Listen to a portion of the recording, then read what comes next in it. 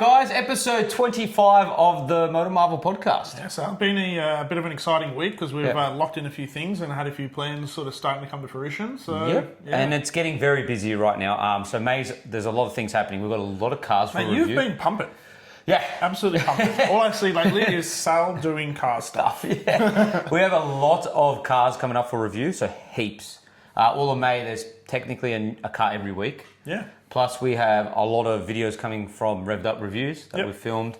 But our partnership with Only Cars. Yep. We've got some cars booked for Pride and Joy. Yep. We are pumping the event. We are getting everything ready for this Cars and Coffee, boys, which is, man, I am pumped. Excited. Yeah, so Cars and Coffee, May 18th at Sydney Premium Detailing in Victoria Avenue. Yep. So if you go to our Instagram, it's on there. All the details. Heaps of prizes too, Sal. We've got a few good giveaways. Yeah. So, if you come, join, free to attend. It's going to be fantastic. And free for you to bring your car. But it's obviously first in, best dressed. Yeah, 100%. So if you get there early, you'll get the best spot. If you don't, unfortunately, you're going to have to find a spot. Yeah, good luck. Other than that, guys, we will get onto this week's podcast and we'll dive a bit more in depth of the Cars and Coffee event and what's to come. All right, Sal. So I've never owned one, never driven one, never actually been in... Well, actually, sorry, I've been in one. I've been in one insanely hectic GTR by Precision Racing with about 1,200 horsepower, and that thing was ludicrous. Yep. Cool cars, but I don't know if I've ever really been that like, oh, got to own one. Cool cars, and I know a lot of people out there absolutely love them and excited about what we're going to talk about here. That, the new vice president he was talking about, bringing back a new, R36? The R36 return. Now, we've been speaking about this in the podcast because obviously there's a new CEO in town, and he's a massive car nut. Yeah. And for a period of time... Which I think we'd like. For a period of time, it was sad among the GTR fan club that it was gone, finished, done. They were like, no more GTR, done, finished. And look how long they produced the 35. Yeah. What was the first one, like a 2008 or something? 2009, I think. Don't mark me wrong. 2009, but... And they were still doing it up until recently. Yeah. And that's a long time. That's a long time doing the same model. And then they did tease concepts of an R36 successor. I feel like that's been teased for like 10 years. There was a period of time where everyone thought it was going to be electric, which was really disappointing. But now, there's more news coming out that apparently... It's still going to be gas-powered. Well, he's talking about a hybrid, and he's now actually talking about some time framing within the next, I think, 3 to 5 years or something. Guys, this is pretty exciting. Look, I'm excited if it's all going to happen. I'm still skeptical because I just think in this day and age, it's hard to see that this is going to come to be. I really hope it does. I'm excited for it. But one thing that interests me a lot, and I actually sort of read and dug around a little bit more on this further, is a lot of people are realising now hybrid. We know about it. We said this from day dot. A lot of companies now, I think, are starting to go, the mix is where it's at. 100%. Not the plug-in. Not the plug-in, because we... Nick really hated the fact that I had a CX-80. It was gross. And it was a plug-in hybrid, and he's like, what's the point? So you got to fill it up. And then you got to plug it in. And you also got to plug it in. I'm like, that is just, no. For me, that's... Get out of here. That just sounds like a pain in the ass. I'm either filling up with petrol all the time or I'm plugging it in all the time. It's the worst of both. It is honestly the worst of both. Yeah, look, it's stupid. That's why in that review I said you'd opt out for the straight 6 turbo instead of that version because unless you're really, really concerned with fuel economy. But I am with you. The battery... Hybridization where it's... You've got the batteries, but it's powered by the recirculation of the... drivetrain and the braking power and everything else charges the batteries, and you get to use what realistically, like when you think about it, is free energy because the car's braking anyway. Correct. The car's doing its normal motions. Correct. You're not actually having to do anything more to get it 100%. to happen. As long as you've invested in the car with the batteries and the tech to do it, it's realistically free power, right, for the car. But another thing is, and this is where I think a lot of manufacturers are now taking a different turn, like you said, is that we were so obsessed with making cars more electric than gas-powered. Yeah. Where now they're going, no.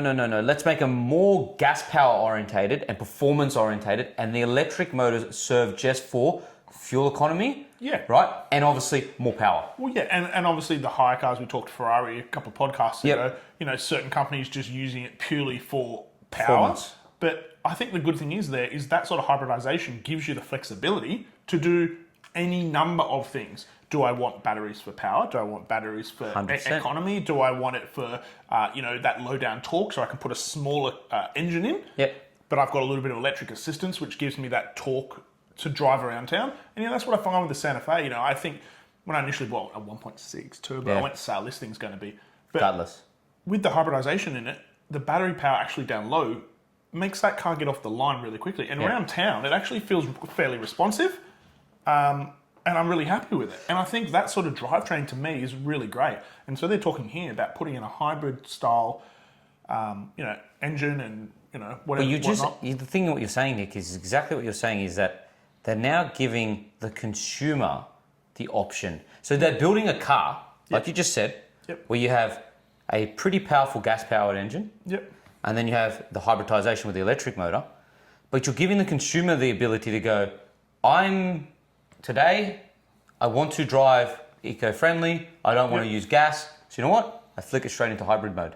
Just use the electric motors. But then I want to go a bit sporty. So I let them both work in tandem. Yep. So you're giving the consumer the flexibility to choose I like it. on demand what they want. And I'm 100% on board with that. Yep. Because there are times where you're just like, you know what? I just want to cruise. Cruise around town. I don't really care about hearing my engine or doing my thing. So let's just chill.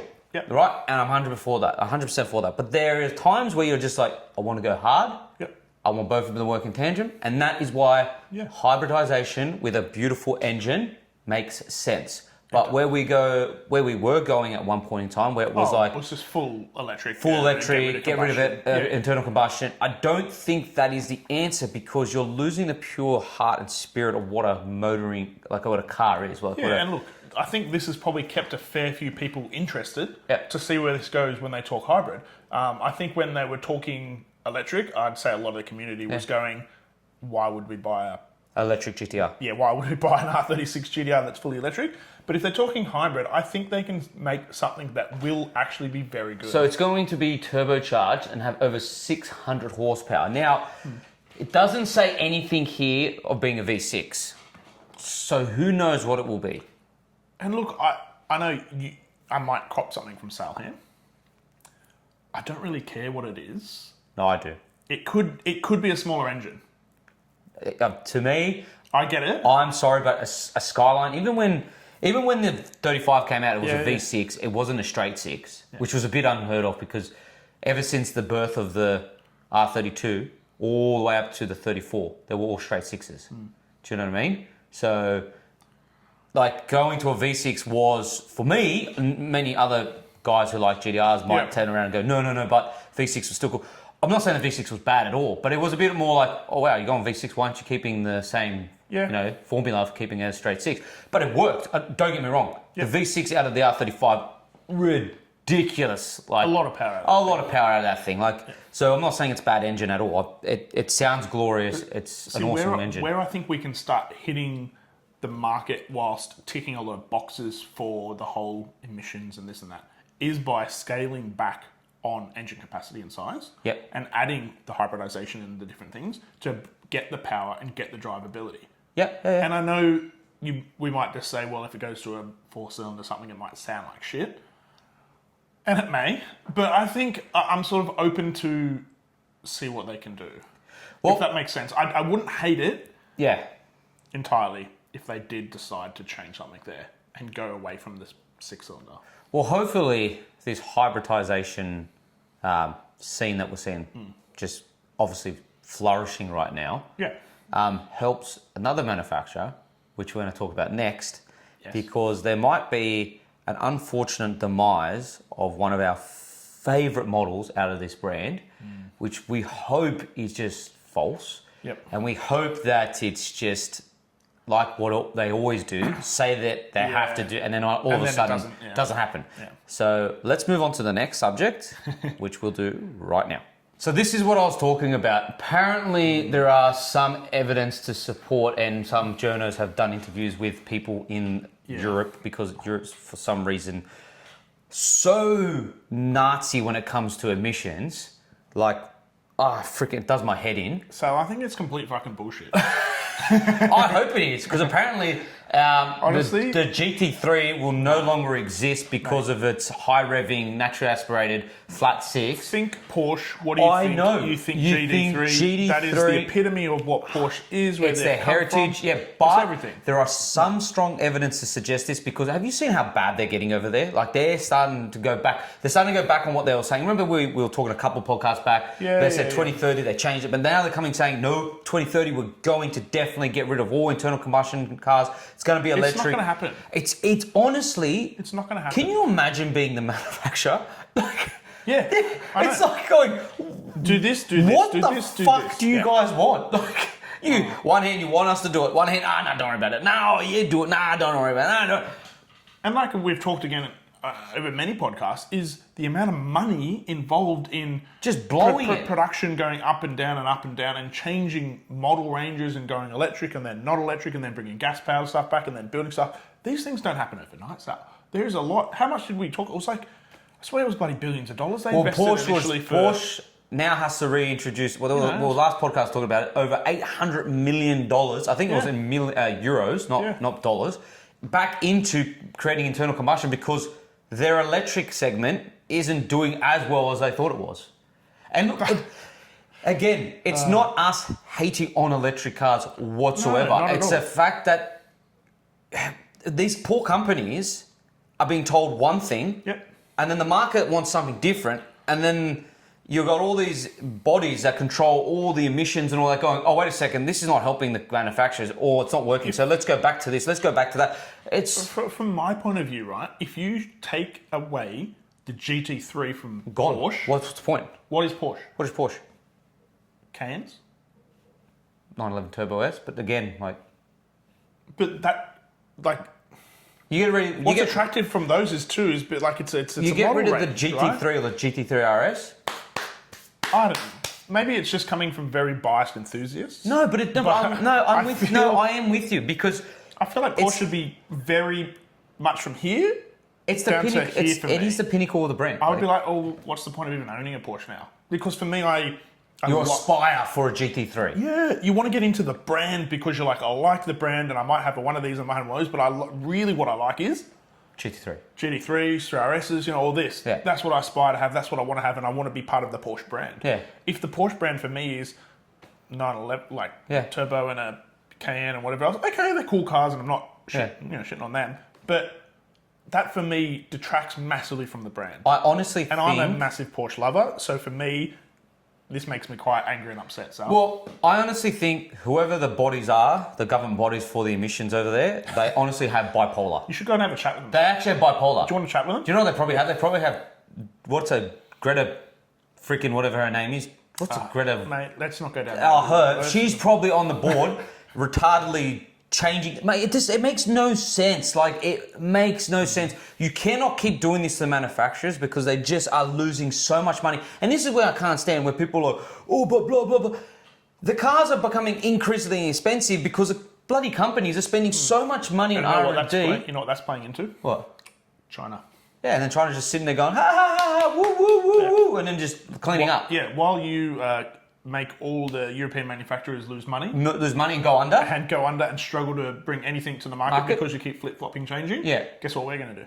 We're just going to throw things out because we can here. Because we can. And we're just going to keep updating cars because we can. Yep. And we'll just bring out better cars. Yep. While the European market goes to shit. Yeah. And we're both on this. We're annoyed because there are big European brands that we love that we're seeing kind of... Getting shafted. Like we've said on multiple, Mercedes, right? Well, I think they're making some poor choices anyway. But I think they're freaking also... retarded. I'm being slack, but they're being retarded. I think they're also struggling, but I think they've made some poor choices. But like Volkswagen Group? Yeah. Like, personally, the only thing that I can see coming out of Europe right now that's actually quite intriguing is Aston Martin's doing really well. I would agree with you. Aston's building some gorgeous cars. They are building some right? nice but they're owned by they're not British owned. They're Indian owned, as we know. But they're still. I still think they're doing a good job. They're doing good. Yeah. They're doing a phenomenal job. BMW's doing a phenomenal job. We always say. Always say that. Ferrari's questionable at the moment. I still reckon they're doing enough. They're doing enough, but they're questionable. Maserati's another brand that's dying out. Yeah, we talked about that a while back, but... Like, you know what I mean? The main reason you bought a Maserati is because it was the everyday Ferrari. Oh, it was some ridiculous sounding cars. Yeah, it was awesome. Phenomenal. And now that's gone. Yeah, loved them. Yeah. So this is another, we're both angry about it because it's just like these poor manufacturers are getting shafted left, right and centre. I still call bullshit. If they pull this on Porsche and Porsche goes through with this... Well, then who's next? Because if Porsche does this to Porsche, who's next? And then you're right. Then we see the demise of all these European brands because of these dumb emissions. Like, let them build their cars and just hybridize them. I'm all for a GT3 with hybridization. Same. You can keep the flat six, high revving, naturally aspirated flat six with a hybrid system. Awesome, you beauty. Even if it goes from what it is right now to they downsize it to maybe a 3 litre. Yep. Right? And they add still high revving, don't care. Even if it went to a 2.5 flat six, still wouldn't give a crap. As long as high revving, it's got that note, it still sounds amazing, you know? Yeah. I don't care. I'm with you. I think... But... Yeah. And then you got Formula One saying going back to Vita. There is so much... Yeah. Despair. It's just like, honestly, bipolar. It's like, what the heck's going on? It's just confusing. I don't know, Sal. I'm just sad. Yeah. But there is some good news about the GT3. Yeah, there is definitely some good news about the GT3. So if we go to the next slide. Yep. All right, so next topic. GT3s. GT3, yeah, woo! So holds the Nurburgring lap record as the fastest manual production car in the world. Yeah, and that's testament again to just what Porsche can do with these cars. Yep. And testament to, I still think that even this model range had a manual, and that it's been able to do this. Yep. And I mean, that was off the back of enthusiasts. Yep. Because they were basically like, Porsche, to be fair, weren't selling that many 992s initially in the automatic. No. Then they decided, well, let's throw some manuals at them, and they're selling really well. So what did they decide to do? Make a manual. Make some more manuals. So this is very exciting. And do you expect anything less? Like No. And we know it's a phenomenal car. I've been out on the track in one of these. It is just an absolute weapon. But it brings you on to this. Now, this is phenomenal still that they hold that record. But what other manual cars are there? So that's the point I'm getting at. I get it. So, like, yeah, it holds a record. That's amazing. But what other manual cars in that category still exist? Yeah, not a lot. Not a lot at all. Yeah. Like, we don't have a lot.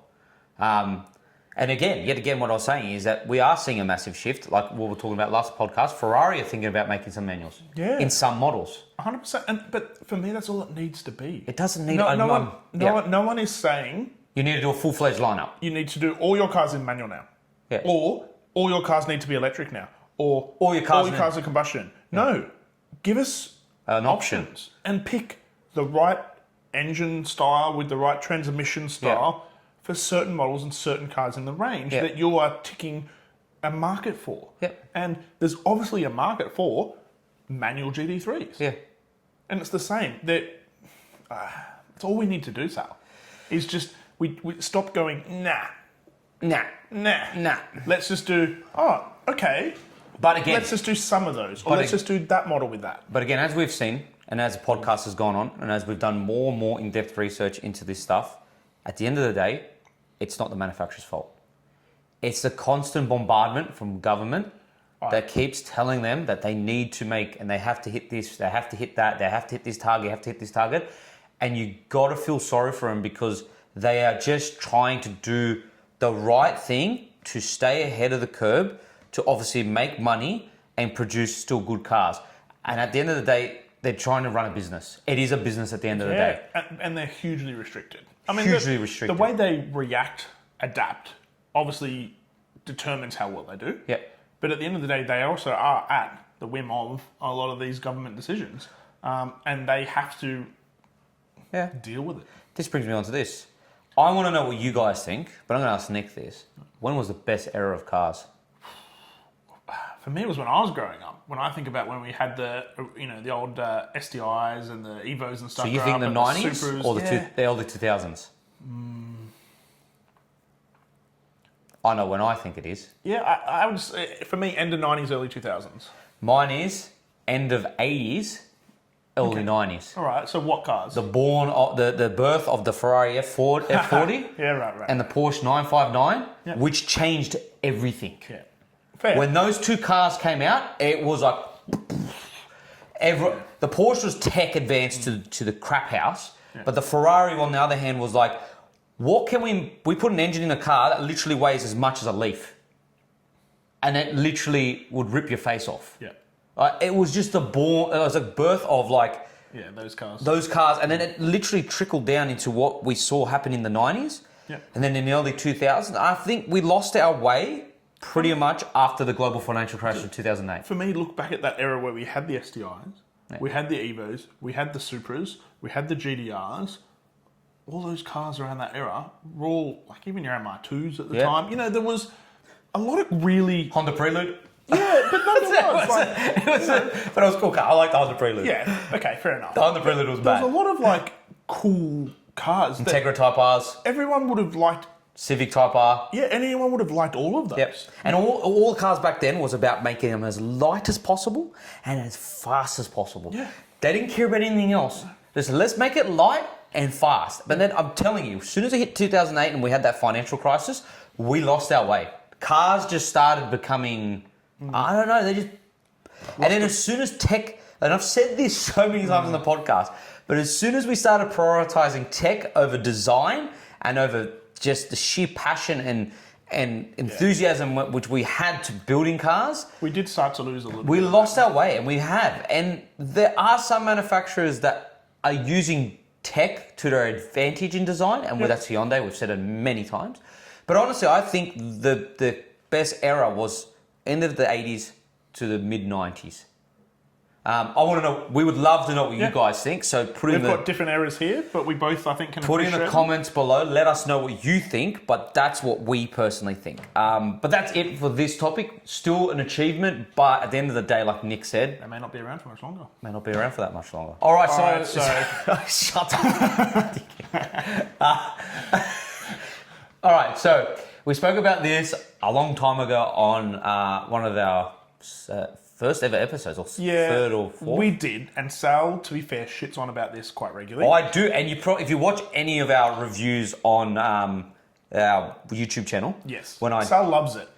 I hate haptic feedback buttons. I hate screens. Fucking just make physical buttons, knobs, and switches. It just doesn't make any sense when you're on the move, you're driving, and you have to literally go through the screen, and before you know it, you look up and there's a freaking pole. I'm not joking. It's that dumb. No, I agree. It's so stupid. Why? Again, I love, this is my favourite word, balance. Because that's all the car needs. Yeah. Some of the things can be digital. Yep. But certain things just need to be physical. They need to be physical to make sense when you're driving. Now, Hyundai's understood this again. Yeah, I think they've started to already do it a little bit. Like I look in my Santa Fe, and there is already a bit of a mix. Yep. And they've taken it on board. And they're doing it even further with some of their newer models. So their newer models, they've started to go, you know what? This is dumb. Yeah. This is stupid. We still like the tech. We still like the tech. Screens and all the rest of it, but some of those core things you want. And to be fair, Hyundai do it the best. In the Ioniq 5, I'm going back to that electric car, right? You love that thing. The Ioniq 5 is a great electric car. All the electric cars, best electric car on the market. Don't care what anyone says, it is, right? But again, you go into that electric car, perfect balance of screens to knobs and buttons. Like everything in the screen is what you need in the screen, but your climate controls, everything that you, like you said, when you're driving, you want to just, turn it up, turn it down, right there. Yeah. I'm all for, like with Nick, tech when it comes to. We all love a bit of tech in a car, right? But with like functional, it needs to have some functionality. And that's your car, by the way. Yes, that is correct. Yeah, that is my car. So that is your car. Yeah. And look, it's pretty good. See, physical knobs. I can turn a knob for some air conditioning.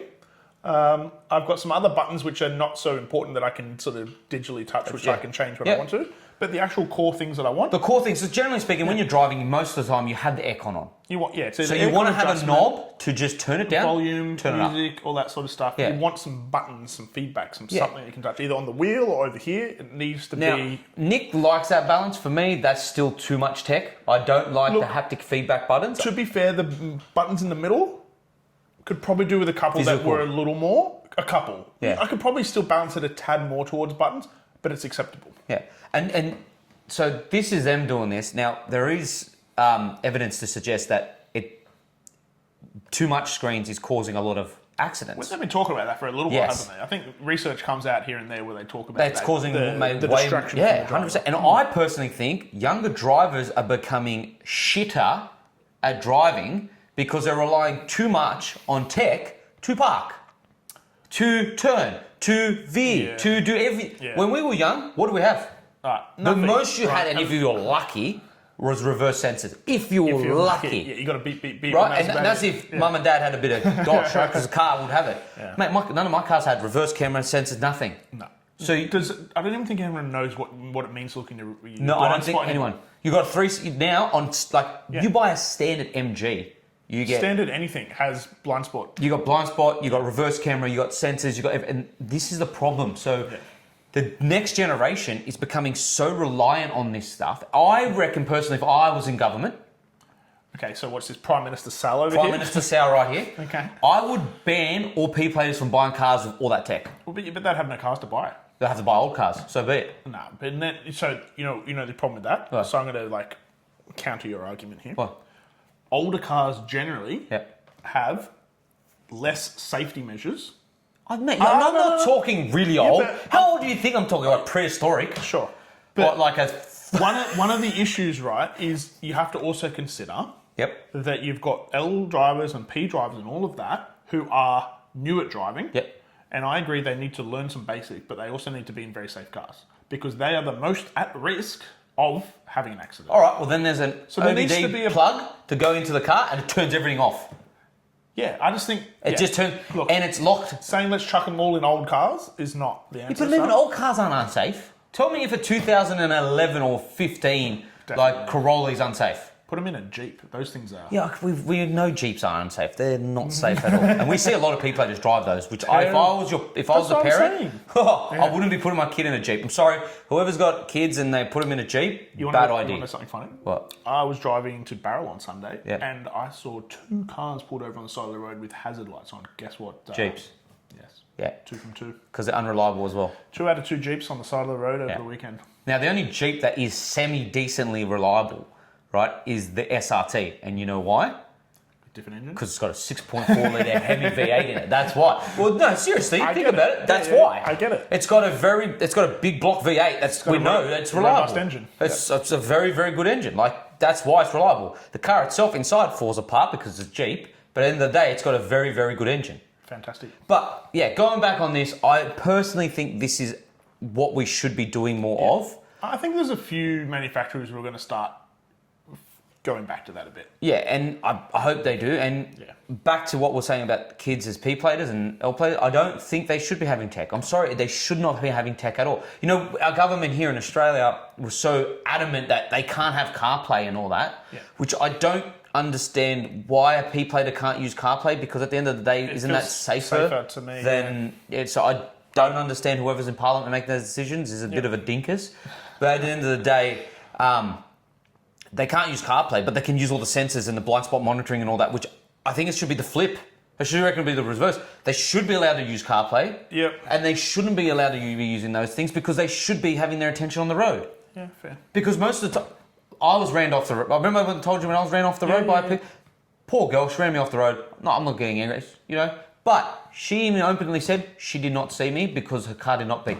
Yeah. Yeah. Use brain. Like, you usually look over your shoulder to see if there's someone in your blind spot. Not go, oh, car didn't beep, bang. Yeah. This is what I'm getting at. They're relying so heavily on all these measures to make sure they don't have an accident instead of just using their freaking brain in the first place. Yeah, or it's the double check, right? It's the, I'm going to turn, put your blinker on, oh, it hasn't beeped, okay. Oh, it's good. Yeah. Not, oh, it hasn't beeped, so I just keep going. Or I'm reversing, no beep, boom. Yeah, exactly, right? Yeah, I don't mind the tech, but there needs to be that... There has to be a balance. Yeah. Anyway, look, just a reminder to everyone coming up, we've got the upcoming election, vote 1 for Sal. He'll be on the ballot paper, get him into president, he'll fix all Prime Minister. We should have a presidency, actually. He's bringing on to that. We should. I know we shouldn't be talking about politics, but we should have a president. Okay, sure. Vote 1 for Prime Minister / President Sal. Vote for me. Did you want to say it? You go. No, it's fine. No, you start. No, it's good. No, you start. Just go. All right, Sal. This thing's pretty cool. We've seen a fair bit about it over the years. Yep. It's wicked. This electric car is wicked. It's absolutely wicked. And some of the tech they put in this with the blooming fans that suck it to the ground. And have you seen the recent video of it upside down? It's a silly car. But I love it. And also I'm a bit like, And we appreciate the innovation. The innovation's phenomenal. Like, it is actually excellent. Like, think about this, right? I've come to you, Sal, and I'm like, let's just make this calm, but we're going to put a shit ton of fans under it. Yeah. So it can stick to the ground and you can just go stupid fast. Yeah. You're going to be like, all right, that's pretty cool. I like the idea. So, applaud. Fantastic. Fantastic car. We have one problem, don't we, Sal? Yeah, we have one major problem with this car. And one ginormous problem for me, especially. Let's see if we can find out what Sal's problem is.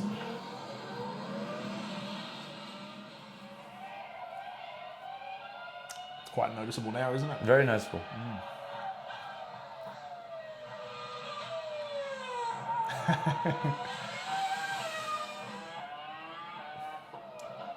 I think I know what your problem is, Sal. I think I have an erection. That's not the problem I wanted to know about. That Formula One car, yes, is like for every motoring enthusiast, jizz in the pants. Yeah.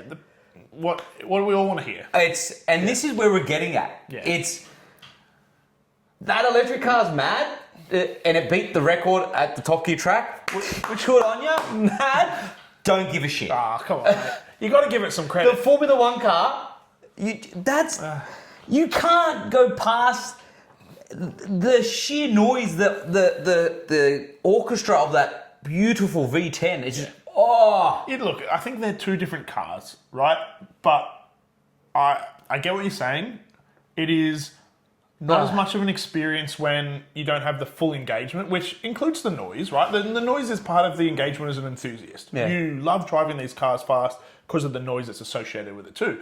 So that is definitely an experience and part of it. But also, going around in that McMurdy thing at that speed would feel... But it's just insane. I know, but it's not just the engine of an internal combustion car. And I've said this multiple times. It really isn't, guys. So it's not just the engine. It's the sheer shifting down gears, waiting for the revs to match, all of it, right? Hearing the pops, hearing the bangs, hearing the mechanical, clonks and clicks of the engine and the gearbox and the whining of the gearbox and all these things.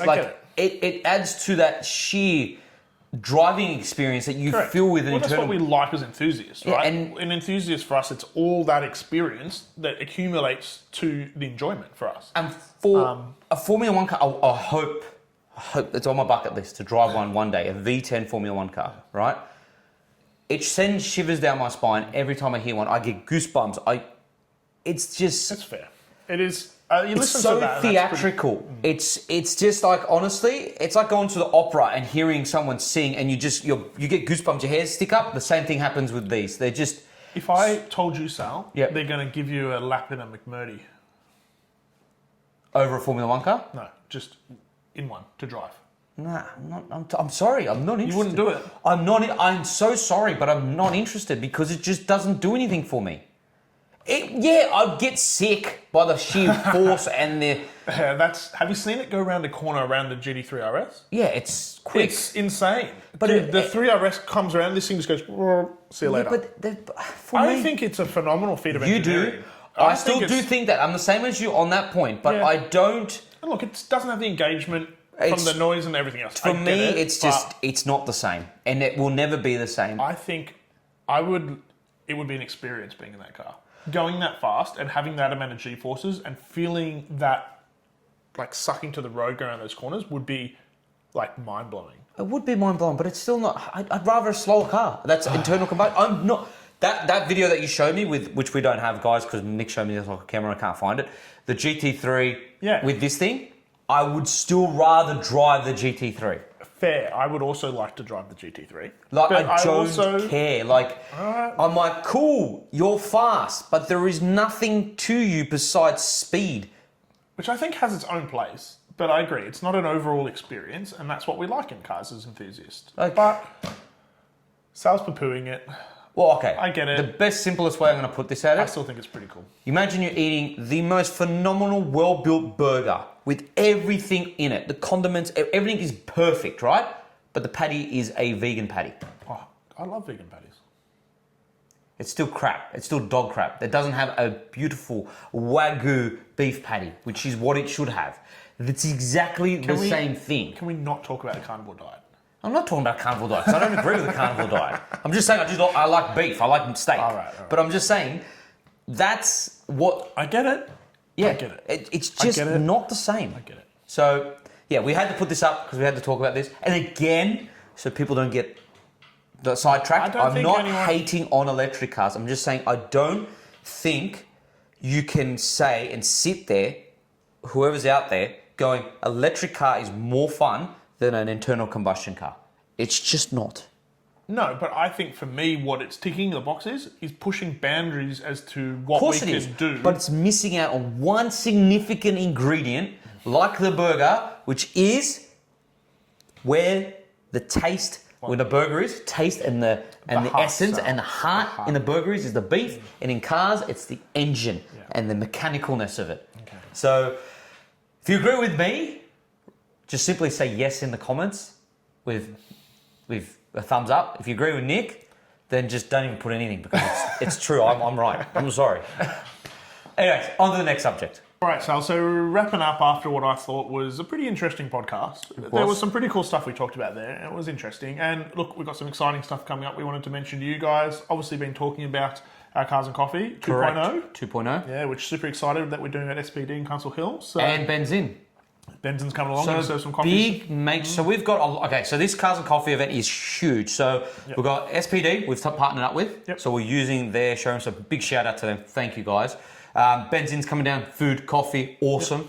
Yep. And then we've also got our sponsors. So big thanks to Hard Hat Watches. They're providing great prizes. We've got obviously some cars from Exhaust Notes Australia. Yep. So massive shout out to them. And then very special cars that are coming to show off. And then our own businesses that we do daily. So I'm a personal trainer. As if you don't know, I run a private studio. So my business, I'm offering giveaways from my business. Yep. Nick, you? Yeah, I got a small IT business. So yeah, I'll be giving away some stuff there as well from my business as part of a giveaway. Yep. So yeah, look, we're obviously trying to support the community, support you guys, support our love for cars and enthusiasts. Yeah. And Sal, I just think it's going to be bigger and better than ever. And I am very excited. And like always, guys, like me and Nick pride ourselves on this. Our Cars and Coffee events is like no other because we're not about making profits. We're about supporting local communities and local businesses, right, to help them promote their businesses within our Cars and Coffee event. And then we never will charge you guys. We don't want to be about that. No. We're trying to pride ourselves on creating a community where you guys just come and enjoy what cars are. Yep. Have some fun. Enjoy our passion together. That's it. And show off your pride and joys. Yeah. That's pretty much it. So guys, thanks for watching. Yep. Don't forget to like and subscribe. And come and see you at the Cars and Coffee. Come and say hello if you haven't met us before. Yep. And we'll catch you on another episode of the MotorMarvel Podcast. Thanks, guys.